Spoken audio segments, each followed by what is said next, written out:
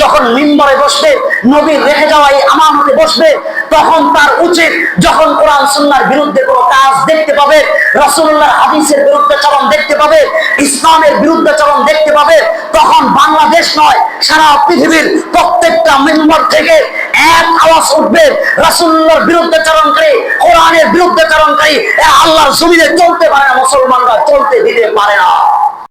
সারা বাংলাদেশের 90% মুসলমান এক আওয়াজে চিৎকার করে বলে, আমার কোরআন সুন্নাহর বিরুদ্ধাচরণ যারা করবে, যারা আল্লাহকে নিয়ে কটূক্তি করেছে, আল্লাহর ইজ্জতের উপর আঘাত করেছে, ওই আঘাতকারীদেরকে আমরা বাংলার জমিনে শান্তিতে থাকতে দেব না, বরং এদেরকে শাস্তি নিশ্চিত না হওয়া পর্যন্ত যদি প্রয়োজন হয় কাফনের কাফড় নিয়ে আমরা মাঠে নামবো, রক্তাক্ত হব, জীবন দিব, তারপরও কোরআন সুন্নাহর কটূক্তিকারী সে শান্তিতে, সে নিরাপদে বাংলার জমিনে চলতে পারে না, চলতে দেওয়া হবে না।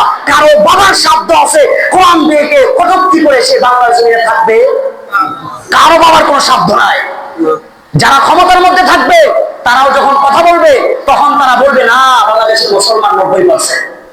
এখন মুসলমানদের মধ্যে মুনাফিক ঢুকে গেছে, মুসলমানদের মধ্যে মুনাফিক ঢুকে গেছে। যারা কোরআনের পক্ষে কথা বলে এদেরকে ডাউন করার জন্য, এদেরকে প্রতিহত করার জন্য, এদেরকে বিরত রাখার জন্য, এদেরকে দমিয়ে রাখবার জন্য ওই মুনাফিক মার্কা মানুষগুলোকে পেছনে পেছনে কাজ করে। এই জন্য তো আমাদের ধ্বংসের কারণ, এটাই আমাদের মুসলিম জাতিসত্তার ধ্বংসের কারণ। যদি এই মুসলমানরা মুনাফিকি না করতো, এই কোরআনকে যে কটূক্তি করেছে অবশ্যই তার শাস্তি নিশ্চিত করা যাইতো কি যাইতো না? এখন আমরা 3 জন আন্দোলন করি আর 10 জন আমার বিরুদ্ধে দাঁড়ায় আছে। মোল্লা এই সিংহাসনে বৈশা, এই মসজিদের মিম্বরে বৈশা আবুল সরকারের বিরুদ্ধে কথা বলছে, আমার বিরুদ্ধে নালিশ দিয়ে আসে, পরে আমারে ধরে নিয়ে যাবো, আপনারা বলবেন যে আমরা একটু ঘরে বসে থাকি। এই জন্যই তো আমাদের এই অবস্থা। শাইখুল হাদিস আল্লামা আজিজুল হক রাহমাতুল্লাহ আলাইহি একটা উদাহরণ দিতেন। একটা গাছ, এটা কিন্তু সামান্য ওই যে 5 ইঞ্চি বা 7 ইঞ্চি কোরাল দ্বারা কাটা যায়। লোহা কাটতে পারবেন কোনোদিন? 7 ইঞ্চি কোরাল দিয়ে এভাবে কাটতে পারবেন? পারবেন না। যখন গাছের আরেকটা স্বজাতি, আরেকটা যখন ওই কোরালের যে ছিদ্রটা আছে, ওই ছিদ্রের মধ্যে যখন ওই গাছের একটা স্বজাতি, একটা ওই কি লাগানো হয়, আসার লাগানো হয়, হাতা লাগানো হয়, ওই সময় এটার মাধ্যমে সামান্য 7 ইঞ্চি বা 10 ইঞ্চি কোরালের মাধ্যমে বিশাল বড় গাছ কাটা সম্ভব হয় কিনা? সম্ভব হয়। শাইখুল হাদিস আল্লামা আজিজুল হক রাহমাতুল্লাহ আলাইহি বলতেন যে মুসলমানদেরকে কোনোদিন প্রতিহত করা সম্ভব হইতো না, মুসলমানদেরকে কেউ কোনোদিন নির্যাতন করতে পারতো না, মুসলমানদেরকে কেউ কোনোদিন পরাজিত করতে পারতো না, মুসলমানদেরকে কেউ কোনোদিন প্রতিহত করতে পারতো না, যদি মুসলমানদের মধ্যে এই মুনাফিকরা মুসলমানদের বিরুদ্ধে কাজ না করতো, কোনোদিন এই মুসলমানদেরকে কেউ প্রতিহত করতে পারতো না। যারা বলতেছে যে এটা হচ্ছে তার বাক স্বাধীনতা, তার বাক স্বাধীনতায় আঘাত করা যায় না, যদি কোরআনকে কটূক্তি করা আবুল সরকারের বাক স্বাধীনতা হয়, ওর মুখ বন্ধ করে দেওয়া এটা হচ্ছে আমাদের হাতের স্বাধীনতা। ইমামদারদের হাতের স্বাধীনতা হবে কোরআনকে রেখে নিয়ে যারা কটূক্তি করবে এদের মুখকে বন্ধ করে দেওয়া, এদের জিহ্বা ছেড়ে ফেলতে হবে। ওরা মৌমাছির চাকের মধ্যে ঢিল মেরেছে, এরপরে মৌমাছি গুলো তারা ছড়িয়ে পড়েছে বাংলার আনাচে কানাচে। কোন জায়গায় এই বাউলার ছাওলদেরকে আমরা দেখতে চাই না। কথা বলেন ঠিক কিনা? আমরা দেখতে চাই বাউলার ফাউল, এদেরকে আমরা দেখতে চাই না।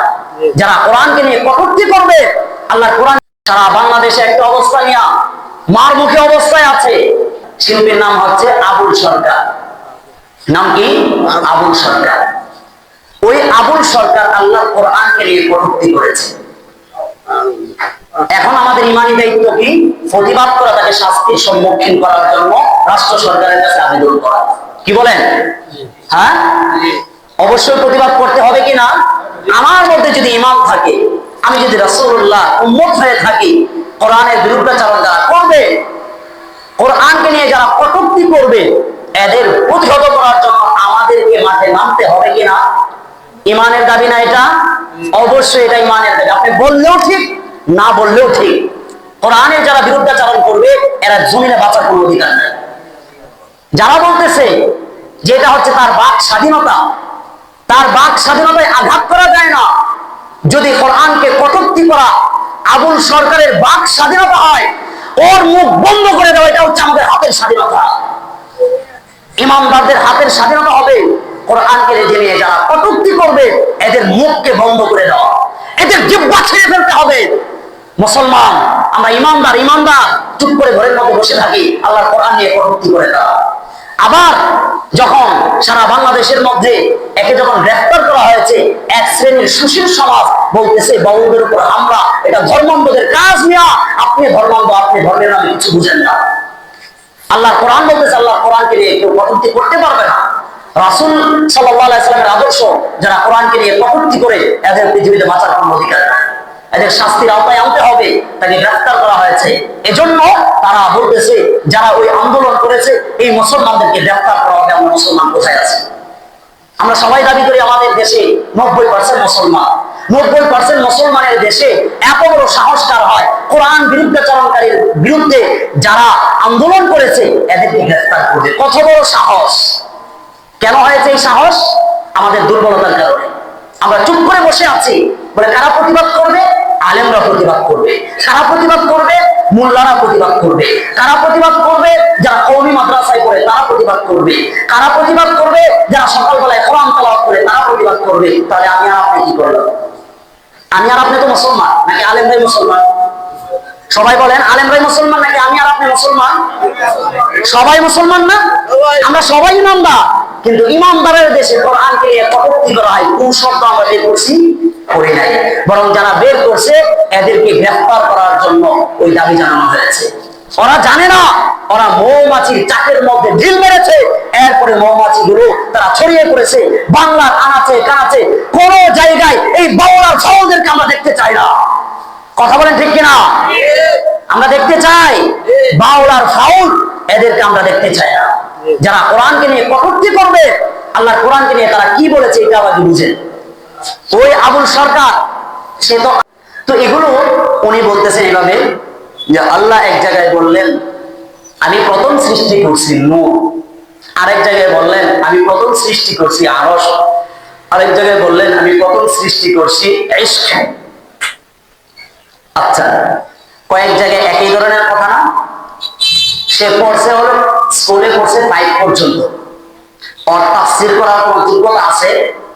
আছে বলেন? সবাই বলেন না কেন আছে? নাই। সে বলতেছে আল্লাহ এক এক জায়গায় এক এক কথা বলেন।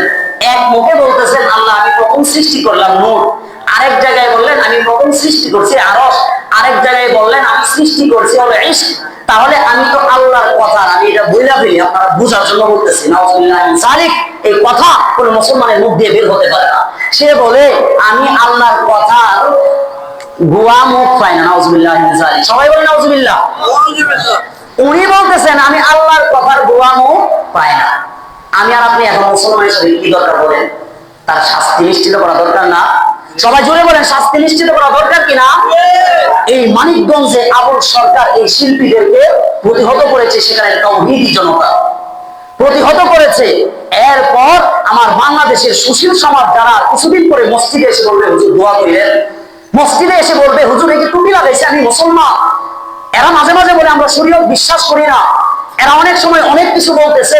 এরা বলতেছে বাউল শিল্পীদের উপর হামলা করা এটা নেককারজনক এক ঘটনা, এটা হচ্ছে ধর্মান্ধদের কাজ। আবার আরেক দল এরা বলেছে যে বাউল শিল্পীদের উপর আক্রমণ করা এটা হয় নাই, ভালো হয় নাই। তাহলে দেখেন ওদের কাছে সামান্য 2 দিনের ক্ষমতা, সামান্য বাউল আর ফাউলদের মর্যাদা আল্লাহর চাইতে বেশি কিনা? সবাই বলেন আল্লাহর চাইতে বেশি হইল না? সে আল্লাহর বিরুদ্ধাচরণ করছে, কথাটা কি বলছে বুঝছেন তো? আল্লাহর বিরুদ্ধাচরণ করার পরে যখন তাওহীদি জনতা মাঠে নেমেছে যে এদেরকে অবশ্যই শাস্তি নিশ্চিত করতে হবে, এখন সারা বাংলাদেশের মধ্যে যখন তাকে গ্রেফতার করা হয়েছে আবুল সরকারকে, সারা বাংলাদেশের মধ্যে বাউল সমর্থক এরা কি করতেছে? আন্দোলন করতেছে। আর তাওহীদি জনতা এদেরকে প্রতিহত করার জন্য মাঠে আছে। মোল্লারা নামে নাই, মোল্লা নামছে কম, মানিকগঞ্জে নামছে। এরপরে সারা বাংলাদেশে যে ঘটনা ঘটতেছে, আমার মতো আর আপনার মতো সাধারণ মুসল্লিরা এদেরকে প্রতিহত করতেছে ইমানের দাবিতে, ইমানের দাবিতে। এখন বলতেছে এদেরকে গ্রেফতার করা হবে। যদি আমরা সবাই বলতাম এই বাবুল সরকারের শাস্তি নিশ্চিত না হওয়া পর্যন্ত আমরা আন্দোলন করতেই থাকবো, আপনার জেল কত বড় আছে আমাদেরকে নিয়ে বলেন।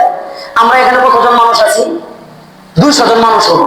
200 জন যদি একসাথে বলি আল্লাহ কোরআনকে নিয়ে যারা কটূক্তি করেছে এদের শাস্তি অবশ্যই নিশ্চিত করতে হবে, আর না হয় আমরা থামবো না, আমাদেরকে জেলে নিয়ে যান। যদি আমরা সবাই এক বাক্যে বলি এই জেলখানা আটবে? কিশোরগঞ্জের মতো যে জেলখানা আছে, সারা বাংলাদেশ জেলখানা, যদি সারা বাংলাদেশের 90% মুসলমান এক আওয়াজে চিৎকার করে বলে আমার কোরআন সুন্নাহর বিরুদ্ধাচরণ যারা করবে, যারা আল্লাহকে নিয়ে কটূক্তি করেছে, আল্লাহর ইজ্জতের উপর আঘাত করেছে, ওই আঘাতকারীদেরকে আমরা বাংলার জমিনে শান্তিতে থাকতে দেব না, বরং এদেরকে শাস্তি নিশ্চিত না হওয়া পর্যন্ত যদি প্রয়োজন হয় কাফনের কাফর নিয়ে আমরা মাঠে নামবো, রক্তাক্ত হব, জীবন দিব, তারপরও কোরআন সুন্নাহর কটূক্তিকারী সে শান্তিতে, সে নিরাপদে বাংলার জমিনে চলতে পারে না, চলতে দেওয়া হবে না। কারো বাবার শব্দ আছে কোরআন দিয়ে কটূক্তি করে সে বাংলার জমিনে থাকবে, কারো বাবার কোনো শব্দ নাই। যারা ক্ষমতার মধ্যে থাকবে তারাও যখন কথা বলবে তখন তারা বলবে না বাংলাদেশের মুসলমান 90%। এখন মুসলমানদের মধ্যে মুনাফিক ঢুকে গেছে, মুসলমানদের মধ্যে মুনাফিক ঢুকে গেছে। যারা কোরআনের পক্ষে কথা বলে এদেরকে ডাউন করার জন্য, এদেরকে প্রতিহত করার জন্য, এদেরকে বিরত রাখার জন্য, এদেরকে দমিয়ে রাখবার জন্য ওই মুনাফিক মার্কা মানুষগুলোকে পেছনে পেছনে কাজ করে। এই জন্য তো আমাদের ধ্বংসের কারণ, এটাই আমাদের মুসলিম জাতিসত্তার ধ্বংসের কারণ। যদি এই মুসলমানরা মুনাফিকি না করতো, এই কোরআনকে যে কটূক্তি করেছে অবশ্যই তার শাস্তি নিশ্চিত করা যাইতো।